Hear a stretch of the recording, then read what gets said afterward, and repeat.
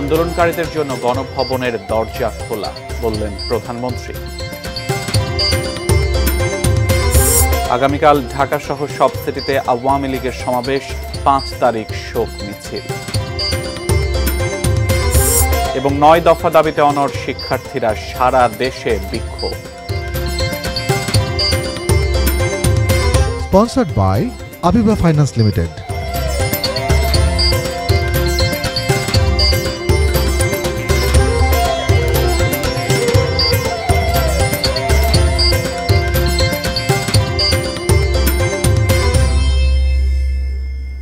এটি নিউজ দেখছেন, আমন্ত্রণ জানাচ্ছি দেশের খবরে। আজ আপনাদের সাথে আছি আমি সিয়াম রেজওয়ান। এতক্ষণ সংবাদ শিরোনামগুলো শুনছিলেন। বিস্তারিত। কোটা সংস্কার আন্দোলনকারী শিক্ষার্থীদের সঙ্গে বসার আগ্রহ প্রকাশ করেছেন প্রধানমন্ত্রী শেখ হাসিনা। প্রধানমন্ত্রী শেখ হাসিনা বলেন, গণভবনের দরজা খোলা।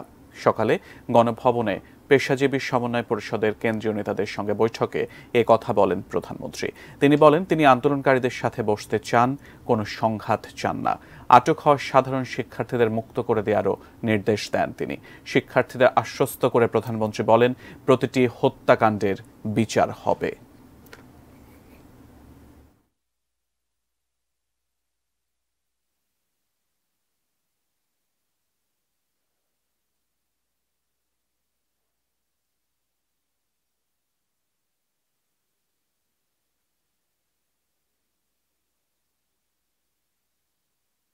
আমার সাথে যদি বসতে চায় তাহলে আমি বসতে রাজি। তারা যদি এখনও আসতে চায়, কথা বলতে চায়, আমি তাদের সাথে কথা বলতে চাই, তাদের কথা শুনতে চাই, তাদের দাবি কি কি বাকি আছে আমি এটা শুনতে চাই, এবং যেটা আমাদের সাধ্যমতো সেটা আমি পূরণ করতে চাই। আমি এই সংঘাত চাই না। তারা যদি বসতে চায় আমার সঙ্গে, এই আন্দোলনকারীরা, কোটা আন্দোলনকারীরা, আমি তাদের সাথে বসবো, তাদের কথা শুনবো, তাদের দাবি দেওয়া এ পর্যন্ত যা মেনে নিয়েছে আরও কিছু আছে কিনা সেটা হয়তো শুনতে হবে। এবং আপনাদের সামনে আমি বলতে চাচ্ছি, যেটা দেশবাসীরও জানা উচিত, যে আমি কখনোই আমার দরজা বন্ধ করিনি। গণভবনের দরজা খোলা। যখনই এই আন্দোলনকারীরা কথা বলতে চায়, আলোচনা করে সমাধান করতে চায়, আমি তাদের সাথে নিজেই বসতে রাজি। রংপুরে বেগম রোকেয়া বিশ্ববিদ্যালয়ের শিক্ষার্থী আবু সাইদ হত্যার ঘটনায় 2 পুলিশ কর্মকর্তাকে বরখাস্ত করা হয়েছে। সকালে গণভবনে পেশাজীবী সমন্বয় পরিষদের কেন্দ্রীয় নেতাদের সঙ্গে বৈঠকে এ কথা জানিয়েছেন প্রধানমন্ত্রী শেখ হাসিনা। অস্ত্রধারী, যেমন রংপুরে একটা ঘটনা ঘটেছে, যে পুলিশ দায়ী সেই পুলিশকে সাসপেন্ড করা হয়েছে এবং তার বিরুদ্ধে তদন্ত হচ্ছে এবং তার বিচার হবে। ইতিমধ্যে কিন্তু সেই পুলিশ রংপুরের যে হত্যাকাণ্ডটা, তার আমরা সাসপেন্ড করে দিয়েছি, তাকে কিন্তু সাসপেন্ড করা হয়েছে।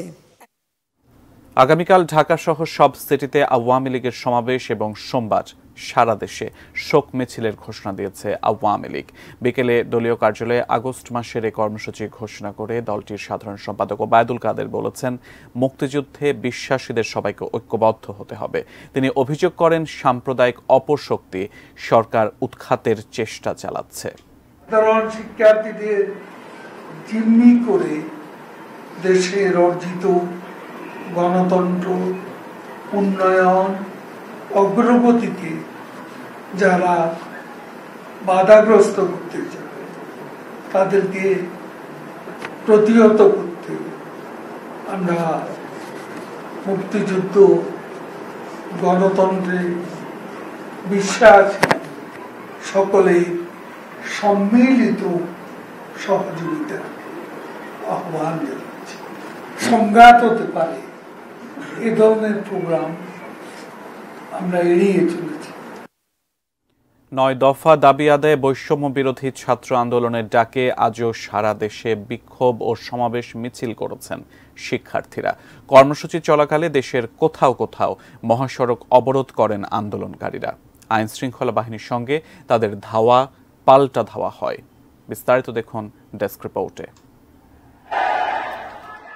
গান আর স্লোগানে বিক্ষোভ ও অবস্থান কর্মসূচি পালন করেন পাবনার আন্দোলনরত শিক্ষার্থীরা।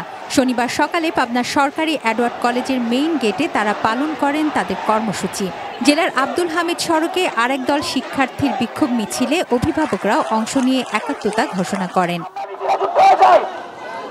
সকালে রাজশাহী প্রকৌশল ও প্রযুক্তি বিশ্ববিদ্যালয়ের সামনের সড়কে জড়ো হয়ে অবরোধ করেন আন্দোলনকারী শিক্ষার্থীরা।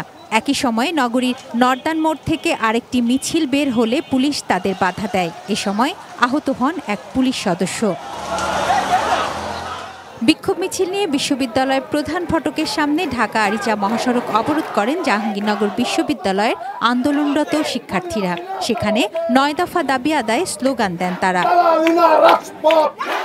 ফরিদপুর শহরের মেডিকেল কলেজের সামনে আন্দোলনকারীদের মিছিলে শিক্ষার্থী ও পুলিশের মধ্যে ধাওয়া পাল্টা ধাওয়া হয়। পরিস্থিতি নিয়ন্ত্রণে পুলিশ কয়েক দফা রাবার বুলেট, টিয়ার শেল ও সাউন্ড গ্রেনেড ছুড়ে শিক্ষার্থীদের ছত্রভঙ্গ করে দেয়।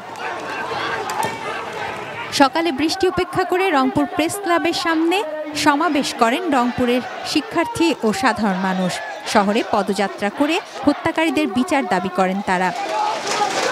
বরিশালের নথুল্লাবাদ বাস টার্মিনাল এলাকায় সড়ক অবরোধ করে বিক্ষোভ করেন আন্দোলনরত শিক্ষার্থীরা। দাবি আদায়ে নানা স্লোগান দেন তারা।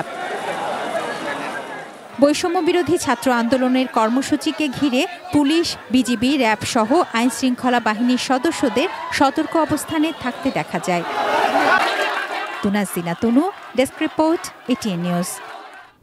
শোকে স্তব্ধ পুলিশ কনস্টেবল সুমন কুমার ঘরামির পরিবার। বৈষম্য বিরোধী ছাত্র আন্দোলনের কর্মসূচি ঘিরে নিহত হয়েছেন তিনি। শুক্রবার সন্ধ্যায় খুলনার মোহাম্মদনগর এলাকায় নির্মমভাবে পিটিয়ে হত্যা করা হয় তাকে। ছড়িয়ে পড়েছে তাকে হত্যার ভিডিও চিত্র। খুলনা বিভাগীয় প্রতিনিধি মোহাম্মদ অসীমের তথ্য ছবিতে আরেকটি ডেস্ক রিপোর্ট দেখুন। হাসপাতালে 6 বছর বয়সী স্নিগ্ধা খুঁজছে তার বাবাকে। ছোট্ট এই মেয়েটি জানে না তার বাবা আর ফিরবে না।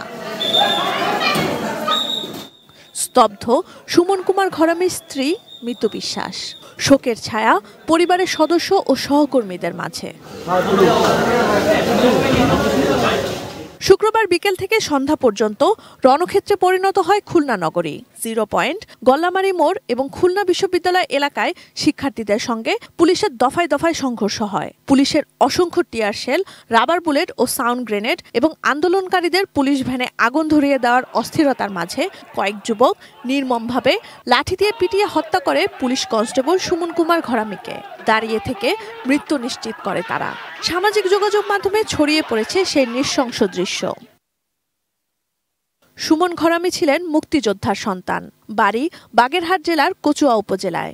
স্ত্রী ও একমাত্র মেয়েকে নিয়ে ভাড়া থাকতেন নগরীর বয়রা এলাকায়। তিনি খুলনা মেট্রোপলিটন পুলিশের সোনাডাঙ্গা জোনের সহকারী কমিশনার সৌমিন বিশ্বাসের দেহরক্ষী ছিলেন। আমাদের এক ভাই কনস্টেবল সুমন, আমাদের এক এএসপি বডিগার্ড, তাকে তাৎক্ষণিকভাবে এত গুরুতর আঘাত করেছে, তার মাথার একদম ইন্টারনাল ইনজুরি হয়ে গেছে এবং স্কাল ভেঙে গেছে। এবং এই সিটি নিয়ে আমরা যখন নিয়ে আসলাম, তাৎক্ষণিকভাবে আইসিইউতে নেওয়া হয়েছিল এবং তারপর সে এখানে ইন্তেকাল করেছে। সুমন কুমার ঘরামি বাগেরহাটের কচুয়া উপজেলার গোপালপুর ইউনিয়নের কিসমত মালিপাটন গ্রামের বীর মুক্তিযোদ্ধা সুশীল ঘরামির ছেলে।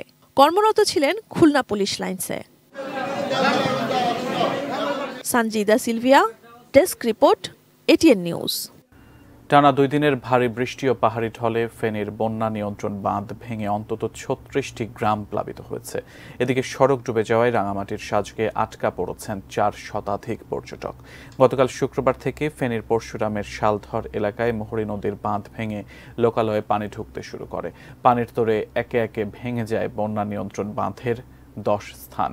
ফলে আশপাশের 36 গ্রাম প্লাবিত হয়ে পানিবন্দী হয়ে পড়েছেন প্রায় 40,000 মানুষ। এদিকে পাহাড়ি ঢলে খাগড়াছড়ির সড়ক ডুবে যাওয়ায় সাজেকে আটকা পড়েছেন 4 শতাধিক পর্যটক। শুক্রবার রাতে বাঘাইছড়ি উপজেলা নির্বাহী কর্মকর্তা শিরিন আক্তার জানান, গতকাল প্রায় 360 জনের মতো পর্যটক সাজেকে ঘুরতে যান। আগে থেকেই সেখানে আরও অন্তত 40 জনের বেশি পর্যটক ছিলেন। জোয়ারের প্রভাবে প্রতিদিন ভাঙছে কক্সবাজার সমুদ্র সৈকত। ঝাউবাগান তলিয়ে যাচ্ছে সমুদ্র গর্ভে। সৈকতের লাবণী পয়েন্ট থেকে পরিস্থিতি জানিয়েছেন প্রতিনিধি অর্পণ বড়ুয়া। অবস্থান করছি বিশ্বের দীর্ঘতম সমুদ্র সৈকতের লাবণী পয়েন্টে। আবহাওয়া অধিদপ্তরের পক্ষ থেকে বলা হয়েছে কক্সবাজার সমুদ্র বন্দরকে 3 নম্বর সতর্কতা সংকেত দেখিয়ে যেতে বলা হয়েছে। এই মুহূর্তে সতর্কতা সংকেত এবং মৌসুমী বায়ু এবং মেঘমালার প্রভাবে কক্সবাজার সমুদ্র উত্থান রয়েছে। কক্সবাজার সমুদ্র সৈকতে বড় বড় ঢেউ আসলে জিও ব্যাগের উপর অর্থাৎ সমুদ্র রক্ষা বাঁধের আছড়ে পড়ছে, যার কারণে প্রতিদিনই আসলে বড় বড় ঢেউ সমুদ্র সৈকতে এসে আছড়ে পড়ার কারণে এখানে সমুদ্রের তীরবর্তী যে ঝাউ বাগানটি রয়েছে সেটি সমুদ্র গর্ভে তলিয়ে যাওয়ার উপক্রম দেখা দিয়েছে। এই মুহূর্তে আমরা দেখাতে চাই শত শত ঝাউ গাছ সমুদ্র গর্ভে বিলীন হয়ে যাচ্ছে। ঝাউ বাগান রক্ষায় এখানে বেড়িবাঁধ নির্মাণ করে দেওয়া হয়েছে। এই বেড়িবাঁধগুলো আসলে রক্ষা করা, বেড়িবাঁধগুলোর মাধ্যমে আসলে ঝাউ বাগান বা সমুদ্র তীরকে রক্ষা করা যাচ্ছে না। ঝাউ বাগান রক্ষার জন্য স্থায়ী বেড়িবাঁধ নির্মাণ করতে হবে, সেই দাবি আসলে প্রশাসনের কাছে, সংশ্লিষ্ট কর্তৃপক্ষের কাছে এখানকার পরিবেশ কর্মী যারা রয়েছেন তারা করছেন এবং পর্যটন সেবীরাও এই দাবি জানাচ্ছেন। কক্সবাজার সমুদ্র সৈকতের লাবণী পয়েন্ট থেকে এটুকুই ছিল এখানকার সবশেষ পরিস্থিতি। নোয়াখালীর বেগমগঞ্জে বাস চাপায় মা ছেলে সহ একই পরিবারের ৩ জনের মর্মান্তিক মৃত্যু হয়েছে। সকালে ফেনী থেকে স্টার লাইন পরিবহনের যাত্রীবাহী একটি বাস লক্ষ্মীপুর যাচ্ছিল। নোয়াখালী ফেনী আঞ্চলিক মহাসড়কের দুর্গাপুর ইউনিয়নের দোকানঘর এলাকায় সড়কের এক পাশ সরু থাকায় বাসটি উল্টো লেনে ঢুকে পড়ে। এ সময় সিএনজি চালিত একটি অটোরিকশাকে চাপা দেয় বাসটি। এতে অটোরিকশাটি দুমড়ে মুচড়ে যায়। ঘটনাস্থলে সিএনজি চালক জসিম উদ্দিন, তার মা তাহেরা বেগম ও তার চাচাতো ভাইয়ের স্ত্রী কোহিনুর বেগম মারা যান। বিশ্বের ৯ম ধীরগতির শহরের তালিকায় নাম উঠেছে ময়মনসিংহ নগরীর। রাস্তার ধারণ ক্ষমতার চেয়ে কয়েক গুণ বেশি যানবাহন, নেই নিয়ম নীতির তোয়াক্কা। সঙ্গে যোগ হয়েছে শহরের ওপর দিয়ে রেল লাইনের বাধা। ঘন্টার পর ঘন্টা রাস্তায় কাটে নগরবাসীর। ধীরগতির সেই শহর নিয়ে থাকছে ডেস্ক রিপোর্ট। পাটগুদাম ব্রিজ মোড়, চরপাড়া বাস স্ট্যান্ড, নতুন বাজার মোড়, station road, Mintu college rail crossing, জেলা স্কুল মোড়। নগরীর প্রতিটি প্রধান সড়কে এমনকি ছোট রাস্তাগুলোতেও প্রতিদিনকার দৃশ্য একটাই, ঘন্টার পর ঘন্টা যানজটে আটকে থাকা। প্রায় ৬ লাখ মানুষের ঐতিহ্যের নগরী সকাল থেকে রাত অবধি থাকে যানজটময়।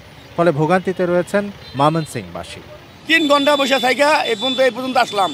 ১ কিলোমিটার রাস্তা ৩ ঘন্টা, ৩.৫ ঘন্টা।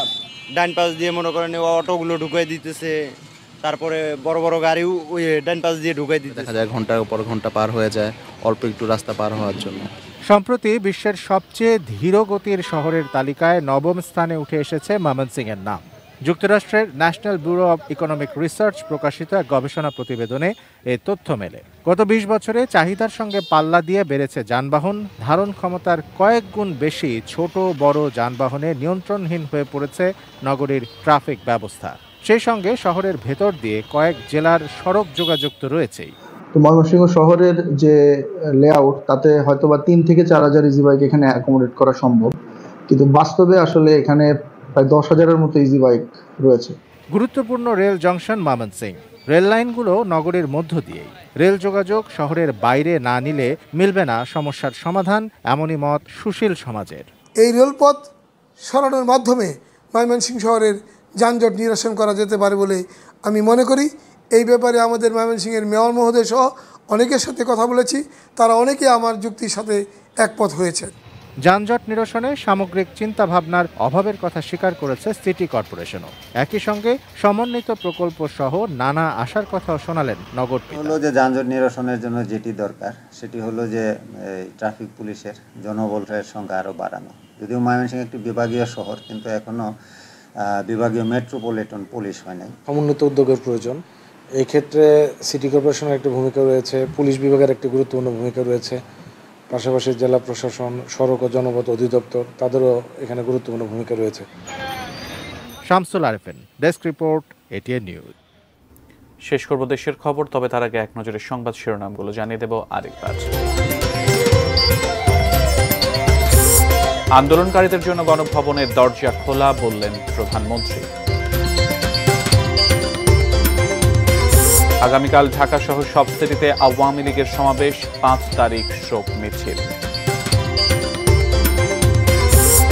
৯ দফা দাবিতে অনড় শিক্ষার্থীরা, সারা দেশে বিক্ষোভ।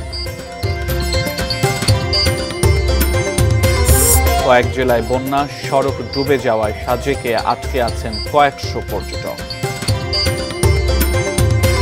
এবং নোয়াখালীতে বাস চাপায় মা ছেলে সহ ৩ জন নিহত। Sponsored by Abiba Finance Limited. দেশের খবর ছিল এ পর্যন্ত। এটি নিউজের সব খবর জানতে ভিজিট করুন www.atnewstv.com। এছাড়া চোখ রাখুন এটি নিউজের ইউটিউব ও ফেসবুক পেজে। এতক্ষণ সাথে থাকার জন্য ধন্যবাদ সবাইকে।